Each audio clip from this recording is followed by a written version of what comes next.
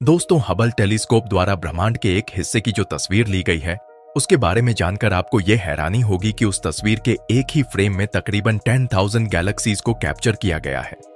उस तस्वीर को देखने पर आपको ऐसा लगेगा कि जैसे ब्रह्मांड में गैलेक्सीज रैंडमली इधर उधर उपस्थित है, लेकिन वास्तव में ऐसा कुछ भी नहीं है। जी हां दोस्तों, जैसे हमारे सौरमंडल में सूरज ने अपनी ग्रेविटी से पूरे सौरमंडल को बांध रखा है, वैसे ही ब्रह्मांड में मौजूद सभी गैलेक्सीज आपस में ग्रेविटेशनल फोर्स से बंधे हुए हैं। इनके मिलने से जो स्ट्रक्चर फॉर्म होते हैं वो आकार में बहुत ही बड़े होते हैं। इनका आकार, इनका फैलाव और उनके बीच की दूरी इतनी है कि आप ये जानकर हैरान रह जाएंगे। तो चलिए आज के इस टॉपिक में हम ब्रह्मांड से जुड़े ऐसे ही कुछ इंटरेस्टिंग फैक्ट्स के बारे में जानते हैं। दोस्तों, ब्रह्मांड में कुछ गैलेक्सीज मिलकर एक स्ट्रक्चर को बनाते हैं जिन्हें गैलेक्सी ग्रुप कहते हैं। ऐसे ग्रुप में कुछ दर्जन गैलेक्सीज होती हैं जो एक दूसरे के ग्रेविटेशनल फोर्स से बंधे होते हैं। हमारी मिल्की वे गैलेक्सी भी इसी तरह के ग्रुप का हिस्सा है। हमारी गैलेक्सी जिस ग्रुप में है उसे लोकल ग्रुप कहा जाता है। इस लोकल ग्रुप में मिल्की वे गैलेक्सी सहित लगभग 50 और गैलेक्सीज हैं। वैज्ञानिकों के अनुसार ये गैलेक्सी केवल ग्रेविटेशनल फोर्स से ही नहीं बल्कि डार्क मैटर की वजह से भी बंधे होते हैं। जी हां दोस्तों, डार्क मैटर का भी इसमें बड़ा योगदान है। कई बार ऐसे ग्रुप में मौजूद गैलेक्सीज आपस में इंटरेक्ट भी करते हैं और कई बार तो ये मर्ज भी हो जाते हैं। वैज्ञानिकों के इस थ्योरी के अकॉर्डिंग ही आने वाले समय में हमारी मिल्की वे और हमारी पड़ोसी गैलेक्सी एंड्रोमेडा आपस में मर्ज हो जाएगी। फिर इससे एक मैसिव गैलेक्सी का फॉर्मेशन होगा। गैलेक्सी के ये ग्रुप ब्रह्मांड के हिसाब से सबसे छोटे स्ट्रक्चर हैं। आइए अब इस स्ट्रक्चर से एक लेवल ऊपर के स्ट्रक्चर के बारे में जानते हैं। गैलेक्सीज के इस ग्रुप से थोड़े बड़े स्ट्रक्चर को गैलेक्सी क्लस्टर कहा जाता है। इस स्ट्रक्चर में गैलेक्सी ग्रुप के मुकाबले कोई गुना ज्यादा, लगभग हजारों गैलेक्सीज मौजूद होते हैं। कोमा क्लस्टर की ही बात करें तो वैज्ञानिकों का मानना है कि इस क्लस्टर में करीब 1000 इंडिविजुअल गैलेक्सीज मौजूद हैं। दोस्तों, गैलेक्सी क्लस्टर में गैलेक्सी के अलावा एक इंपॉर्टेंट और इंटरेस्टिंग चीज भी मौजूद होती है और वो इंटरेस्टिंग चीज है सुपरहीट और गैस। जी हां दोस्तों, क्लस्टर में मौजूद गैस का तापमान लाखों डिग्री सेल्सियस तक चला जाता है। इतनी अधिक तापमान की वजह से ये बहुत ही चमकीले दिखाई देते हैं। जिस तरह से गैलेक्सी ग्रुप के बंधे होने का कारण डार्क मैटर होता है, यहां भी ठीक उसी तरह गैलेक्सी क्लस्टर डार्क मैटर से बंधे होते हैं। चलिए अब गैलेक्सी क्लस्टर से थोड़ा सा आगे बढ़ते हैं। गैलेक्सी क्लस्टर से बड़े स्ट्रक्चर की बात करें तो ब्रह्मांड में इससे बड़े स्ट्रक्चर को सुपर क्लस्टर के नाम से जाना जाता है। दोस्तों, एक से अधिक गैलेक्सीज से मिलकर गैलेक्सीज की लोकल ग्रुप बनती है।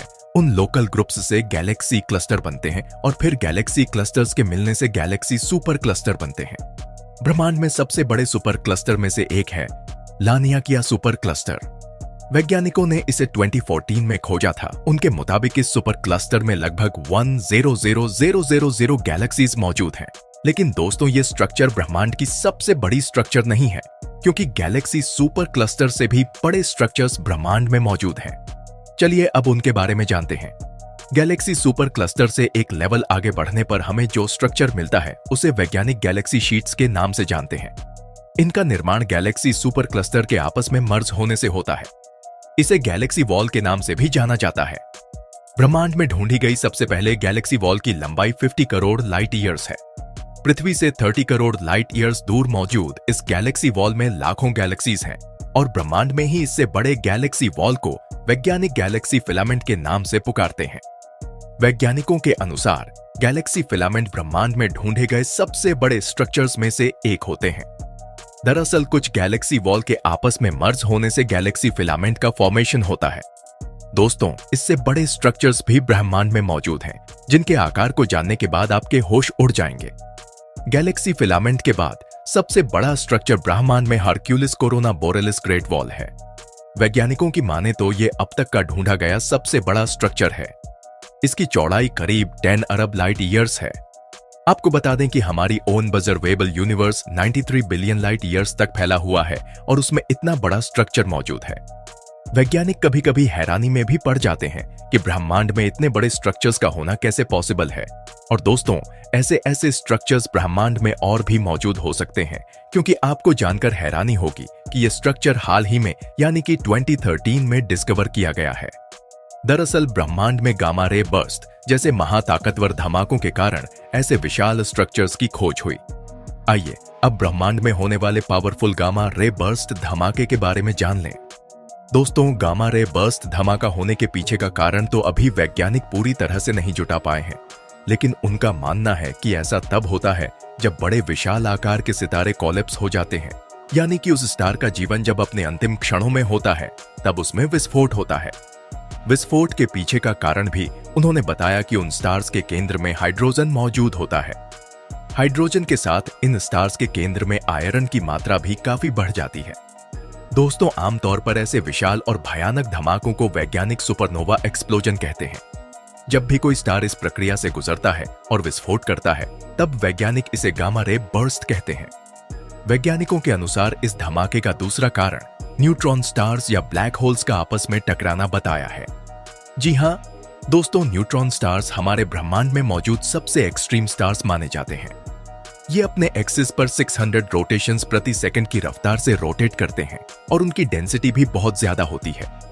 वैज्ञानिकों के अनुसार जब ये आपस में टकराते हैं तब बहुत बड़ा विस्फोट होता है और इसे वो गामा रे बर्स्ट का दूसरा कारण मानते हैं। खैर, जो भी हो, इतने बड़े विस्फोट से अंतरिक्ष में बहुत सारी एनर्जी रिलीज होती है और इसकी एनर्जी इतनी होती है जितना कि हमारा सूरज अपने पूरे जीवन काल में इतनी एनर्जी रिलीज नहीं कर पाएगा।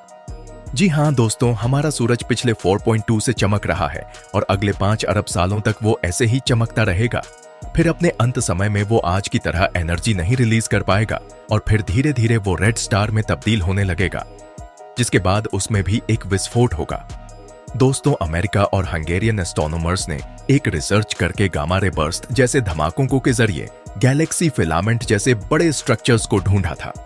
साल 2004 में लॉन्च हुए टेलीस्कोप के द्वारा ब्रह्मांड के कुछ हिस्सों पर लगातार नजर रखा जा रहा था, जिससे इन धमाकों के बारे में पता चला और इतने बड़े बड़े स्ट्रक्चर्स जैसे कि हरक्यूलिस दी ग्रेट वॉल की खोज भी इसी से पॉसिबल हो पाई। हालांकि ये विशाल स्ट्रक्चर कॉस्मोलॉजिकल प्रिंसिपल को तोड़ते हैं। दरअसल ऐसा आइंस्टीन का मानना है क्योंकि उनके अनुसार हमारा ब्रह्मांड अप्रोक्सीमेटली इक्वल है, यानी कि ब्रह्मांड के दो अलग अलग हिस्से लगभग समान दिखाई देते हैं और उनके अनुसार ब्रह्मांड में कोई भी structure maximum 1.2 billion light years जितना ही विशाल हो सकता है, जिस हिसाब से इतने बड़े स्ट्रक्चर के होने की संभावना नहीं है। लेकिन यहाँ आइंस्टीन के लिमिट से भी 10 गुना ज्यादा विशाल स्ट्रक्चर्स मौजूद हैं, जिससे आइंस्टीन की थ्योरी यहाँ पर गलत साबित होने लगती है। लेकिन दोस्तों, वैज्ञानिकों के मुताबिक हमारे ब्रह्मांड की शुरुआत आज से 13.8 अरब साल पहले एक विशाल धमाके से हुई थी, जिसे हम बिग बैंग के नाम से जानते हैं। और वैज्ञानिकों का मानना है कि तब से लेकर आज तक हमारा ब्रह्मांड लगातार बहुत ही तेज गति से फैल रहा है और हो सकता है कि फैलने के कारण ही ब्रह्मांड के स्ट्रक्चर्स के आकार में बदलाव आया हो। सुनने में भले ही ये सारी बातें अविश्वसनीय लगती हैं, लेकिन ब्रह्मांड में वास्तव में ये सब है और ये सारी घटनाएं घट रही हैं। तो दोस्तों, आज के टॉपिक में इतना ही। मिलते हैं अगले टॉपिक के साथ, तब तक के लिए धन्यवाद।